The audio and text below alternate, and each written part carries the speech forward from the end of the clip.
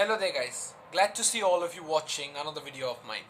This is the review for the India versus New Zealand ODI series. The series finished 3-0 in favour of New Zealand.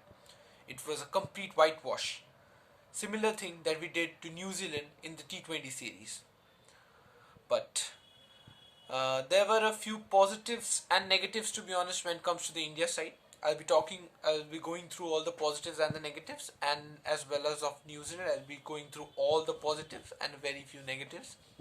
So let me talk about the few positives that I have from the series that I have taken. First being Lokesh Rahul. Lokesh Rahul played two absolutely brilliant innings in the series. One being the 88 in the first match, and today he played a absolutely brilliant knock under pressure. He scored 112, and it was an absolutely classy innings when it comes to the way Lokesh Rahul plays. We know how Lokesh Rahul is. The class he has when he plays the shots, it's absolutely brilliant. So I believe we have found the one of the, I would not say the replacement of Mahendra Singh Dhoni. It would sound bad, but he seems to be a very good prospect. Next, I have Shreyas Iyer. Shreyas Iyer scored his first maiden ODI 100 in this series, in the second ODI. Shreyas Iyer is a very good player. He is the perfect number 4. He should be given ample amount of time to make himself feel that he deserves that position and he should stay there. Third, it's not a huge positive. We all know how Yuzvendra Chahal is.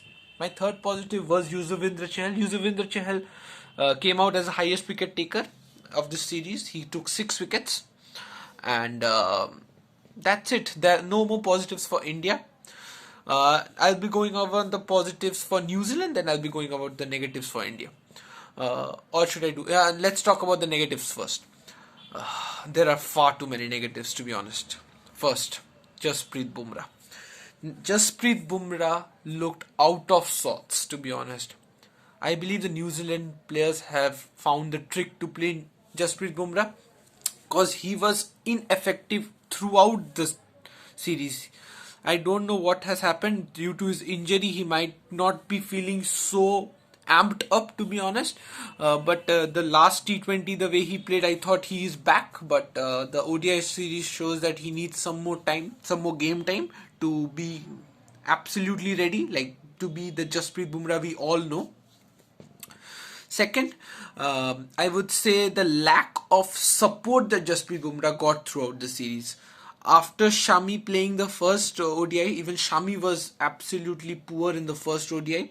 They brought in Saini and Shardul as the other two fast bowlers. Both were very, very average. Shardul Thakur being the worst. Shardul Thakur, I believe they should try someone else other than Shardul Thakur. Shardul Thakur, I don't know what are his positive points, to be honest. He doesn't swing the ball that much. He's a swing bowler, as they all say, but he doesn't swing the ball that much. I don't know what he has done to his slower ball. He used to start bowling the slow balls from his first ball, but he has eventually left it out of his locker. I don't know what has happened to that. Because we really needed it today, because the ball was gripping very much in the surface and we needed it.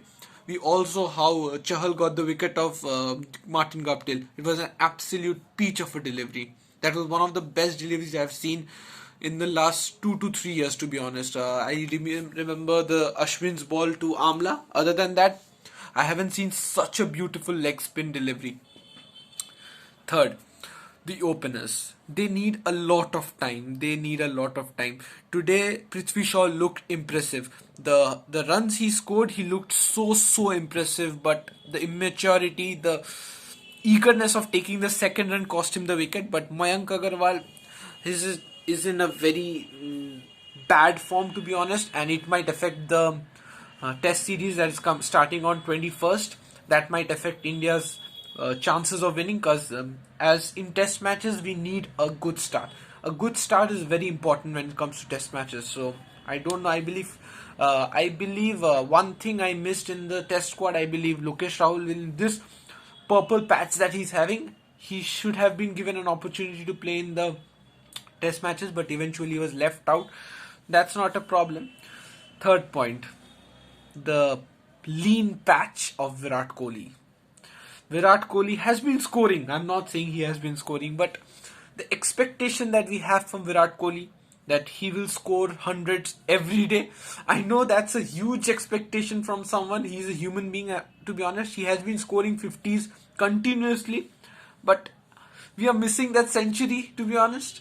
The Virat Kohli century, we all know how he plays, the aggression. The six that he hit of Saudi today, I thought that yes, today is the day that Virat is going to come back, but unfortunately he tried to cut the ball, tried to uppercut the ball, but it eventually went straight to the man. He eventually got out. One more thing, last negative for India. I feel that Jadeja is a very hit and miss player. Jadeja in the last ODI, what did he do?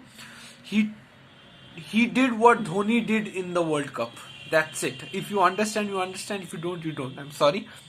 Jadeja did what Dhoni did in the World Cup. And there are huge positives when it comes to the New Zealand side. New Zealand have been so dominating. The re-emergence of Ross Taylor. The Ross Taylor we all knew is back now. The slog sweep is back and the Ross Taylor is back. Kyle Jamieson, the 6 feet 8 inch fast bowler. The ball he gave to Mayank Agarwal. Oh my god, what a delivery. It just had a hint of outswing and Mayank Agarwal just couldn't understand what to do with the ball. But I have one negative when it comes to New Zealand. They lack a good spinner in the middle overs. They miss it. Santner hasn't been so effective.